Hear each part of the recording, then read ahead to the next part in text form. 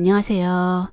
저번 영상에서 앞으로 기술혁명이 어떤 방식으로 우리의 삶을 변화시킬 수 있는지에 대해 21세기를 위한 21가지 재현이라는 책의 내용을 통해 이야기를 했었는데요.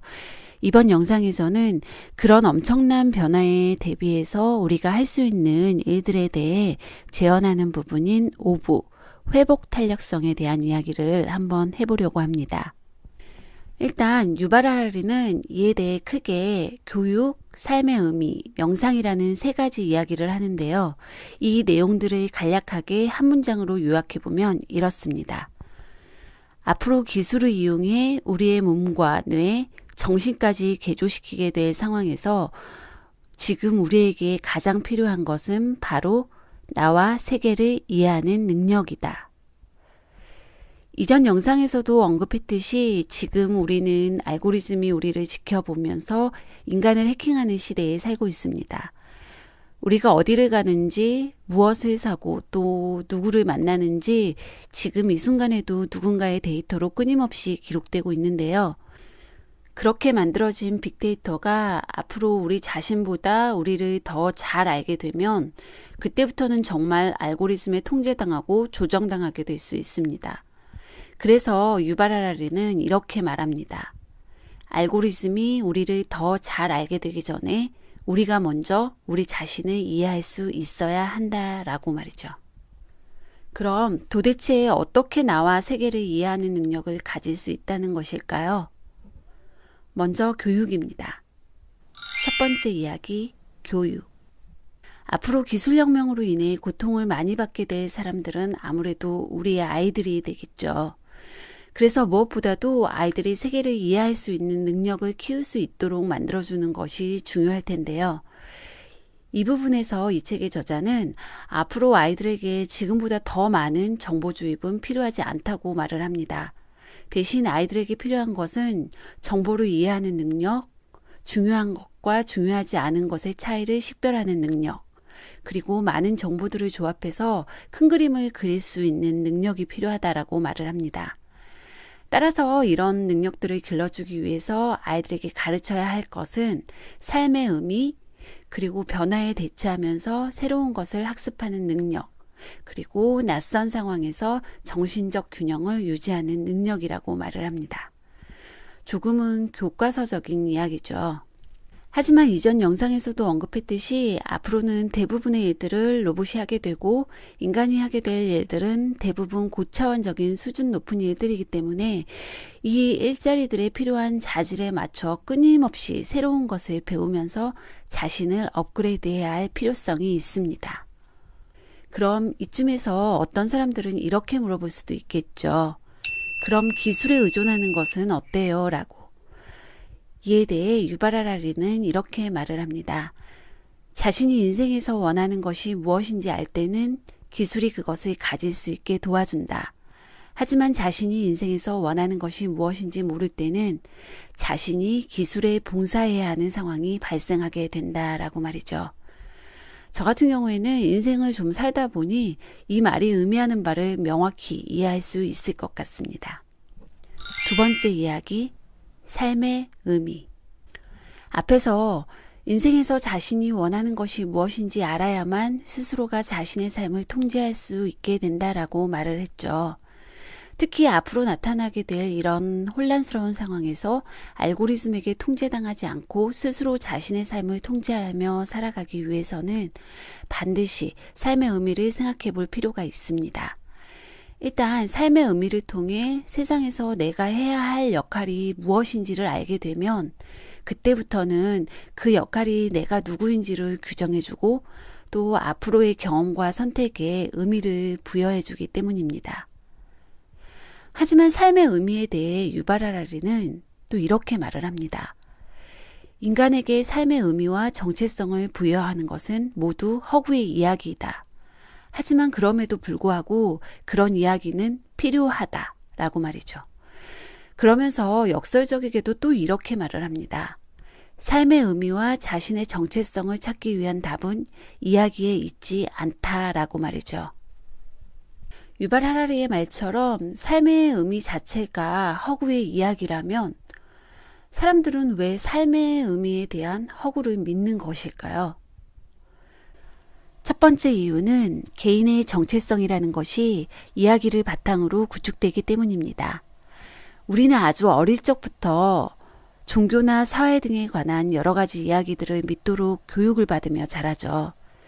하지만 나중에 이런 이야기들에 대해 의문을 가질 만한 지적 능력이 생길 만큼 성장했을 때는 이미 그 이야기에 대한 믿음이 강해진 상태여서 그 이야기를 의심하기보다는 합리화하려고 노력하면서 자신의 정체성을 만들어가게 됩니다.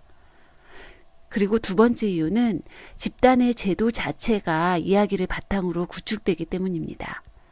하지만 법이나 사회규범, 경제제도 같은 이런 집단 제도는 사회를 질서 있게 유지시키기 위해서 반드시 필요하기 때문에 우리는 이것을 믿어야 할 필요성이 있습니다. 일단 이런 식으로 허구의 이야기를 바탕으로 개인의 정체성과 사회체계가 구축이 되고 나면 그 이후에는 그것들에 대해 의심을 할 수 없게 됩니다. 만약 누군가가 그것에 대해 의심을 하고 그것이 사실이 아니라는 것을 밝혀내게 되면 그 결과는 개인적 혼란뿐만 아니라 사회적 혼란으로 이어질 수 있기 때문입니다. 한마디로 우리가 진실이라고 믿었던 것들이 모두 거짓이라는 사실이 밝혀지게 되면 사회 질서 자체가 무너지게 될 수 있다는 의미입니다. 그래서 우리는 삶의 의미를 부여하는 것이 허구의 이야기이더라도 그것을 믿어야만 한다는 것이죠. 그리고 이런 허구의 이야기를 우리가 실제로 믿게 만드는 것이 있다면 그것은 바로 의식이라고 합니다. 의례나 의식이라고 하는 것은 추상적인 것을 눈에 보이는 행동으로 구체화하기 하기 때문에 허구의 이야기를 실제 이야기인 것처럼 보이게 만드는 효과가 있습니다. 그래서 아무리 사소한 행동이라도 의미를 부여하고 하게 되면 그것이 곧 의식이 되고 이렇게 만들어진 의식을 지속적으로 반복하다 보면은 그때부터는 정말 그 행동의 의미가 진실이 되어버립니다. 예를 들어 태극기를 흔드는 행위는 보통 우리들에게 애국심의 표현으로 받아들여지잖아요. 그런데 가만히 생각해 보면 태극기를 흔드는 행위가 애국심을 표현하는 것이라는 과학적 증거는 어디에도 없습니다. 다만 우리가 그렇다고 의미를 부여했고 그 행동을 아주 오랫동안 반복적으로 지속해 왔기 때문에 그것이 하나의 의식이 되면서 지금까지도 사람들이 그 행동에 대한 그 의미를 믿고 애국심을 표현할 때면 국기를 흔드는 것이잖아요. 그래서 알고 보면 우리가 아주 오래전부터 지금까지 알고 있는 이야기들의 대부분을 믿게 만들어주는 것은 의미 자체의 설득력이 아니라 바로 집단이 관행적으로 이어온 의례나 의식의 힘이었다라고 말을 합니다. 참 설득력이 있는 말로 들리죠. 저만 그런가요? 암튼 여기까지가 인간에게 정체성과 삶의 의미를 부여하는 것은 허구의 이야기지만 그럼에도 불구하고 그 이야기는 필요하다라는 말을 논증하는 내용입니다.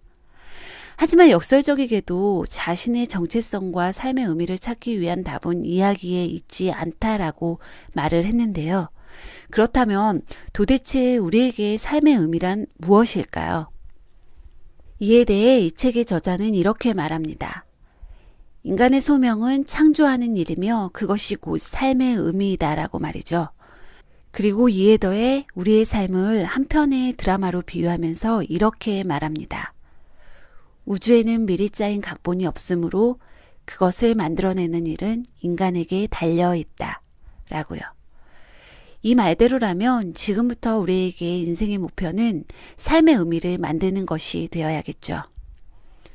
따라서 삶의 의미를 찾기 위한 답은 마치 운명처럼 미리 다 정해져 있는 이야기에 있는 것이 아니라 인생을 살아가면서 우리 스스로가 직접 만들어 나가야 한다는 의미인 듯합니다. 이쯤에서 이야기의 원점으로 돌아가 보면 삶의 의미를 깨닫는 것이 앞으로 우리가 직면하게 될 기술혁명으로 인한 고통에서 벗어나는 것과 도대체 무슨 상관이 있어? 라는 생각이 들 수도 있겠죠. 사실 저도 잠시 그런 생각을 했었습니다. 참고로 지금부터 하게 될 이야기들은 저의 개인적인 해석들이 많이 포함되어 있습니다. 책 내용 중에 이런 말이 있죠. 사람에게는 자신에게 정해진 운명이 있지만 스스로 자신의 운명을 창조할 수 있다. 그리고 앞에서 이 창조하는 일 자체가 삶의 의미라고 이야기를 했었습니다. 하지만 어떤 무엇인가를 창조할 때 그 행위가 좋은 결과로 이어질 수도 있지만 몇몇 소수의 인간들의 욕망과 이기심으로 인해 최악의 결과로 이어질 수도 있겠죠. 그리고 그 소수가 만약 빅데이터를 가진 사람들이라면 인류는 아마도 우려했던 대로 정말 많은 사람들이 고통을 받게 될 것입니다. 하지만 이런 결과를 초래한 인간의 욕망과 이기심은 단순한 자유의지에 의한 산물이 아니라 뉴런의 생화학 신호로 인한 산물이라는 사실입니다. 쉽게 이야기를 하면 인간의 욕망이라는 것은 자신이 원하는 대로 선택할 수 있는 것이 아니라 그 사람이 살아오면서 자연스럽게 가지게 된 수많은 문화적, 유전적 성향의 결과물이기 때문에 자유의지로 선택하고 통제할 수 있는 문제가 아니라는 뜻이죠. 이것을 이해시키기 위해 유발 하라리는 자신에게 치부가 될 수도 있는 아주 개인적인 이야기를 예로 들어 이야기를 합니다. 자신은 남자를 좋아하는 게이다. 그렇지만 수많은 여자들 중 어떤 여자와 만나 데이트를 할지를 결정하는 건 자유의지로 선택할 수 있다.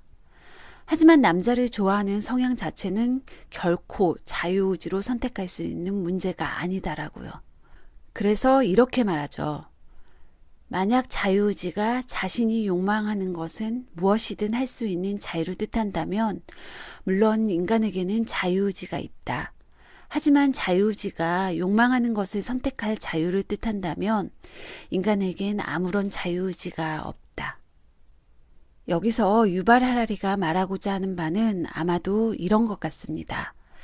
앞으로 기술혁명으로 인해 나타나게 될 변화의 과정들은 우리가 반드시 겪어야 할 운명 같은 일들이다. 그리고 이 과정에서 자유의지로 통제할 수 없는 무서운 인간의 욕망이라는 것이 개입할 수 있다. 하지만 변화의 과정에서 이러한 사실을 충분히 인지하고 행동을 한다면 보다 더 나은 방향으로 선택하고 창조해 나감으로써 삶의 의미를 만들어 나갈 수 있게 된다. 라는 의미인 듯합니다. 그래서 아마도 이렇게 이야기를 한 것 같습니다. 우주에는 짜인 각본이 없으므로 그것을 창조하는 일은 인간에게 달려있다 라고 말이죠. 물론 이건 저의 개인적인 해석입니다. 그렇다면 이 책의 전반부에서 나온 이야기처럼 기술혁명으로 인해 어차피 누군가는 고통을 받게 되어 있다라고 한다면 인류에게 직면한 질문은 바로 어떻게 하면 이러한 고통에서 벗어나느냐가 되겠죠. 이 질문에 유발 하라리는 이렇게 말을 합니다. 모든 허구적인 이야기를 포기하면 훨씬 더 명료하게 실체를 관찰할 수 있다. 자신과 세계에 관한 진실을 안다면 아무것도 자신을 고통스럽게 만들 수 없기 때문이다. 따라서 일단 허구와 실제의 차이를 아는 것이 중요하다라고 말이죠. 그리고 허구의 고통이 존재할 수 있는 이유는 상상하는 사람들의 몸을 빌려주기 때문이다 라고 말을 하면서 마지막 제언인 명상 이야기로 넘어갑니다. 세 번째 이야기, 명상.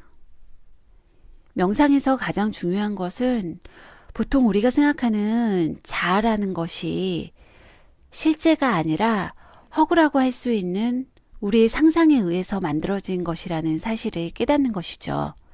그래서 유발 하라리는 우주와 삶의 의미 그리고 자신의 정체성에 관한 진실을 알기 위한 가장 좋은 방법은 명상이라고 말을 합니다.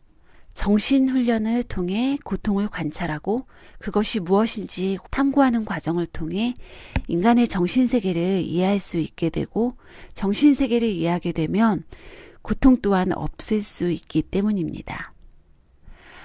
이건 평소에 명상을 하는 사람들에게는 와 닿는 이야기가 되겠지만 그렇지 않은 사람들에게는 공감하기 힘든 이야기가 될 수도 있을 것 같습니다.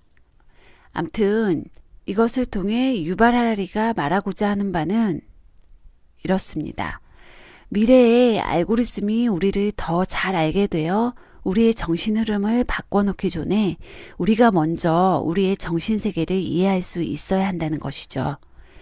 그리고 우리의 정신세계를 이해하는 방법으로 명상을 재현한 것이고요.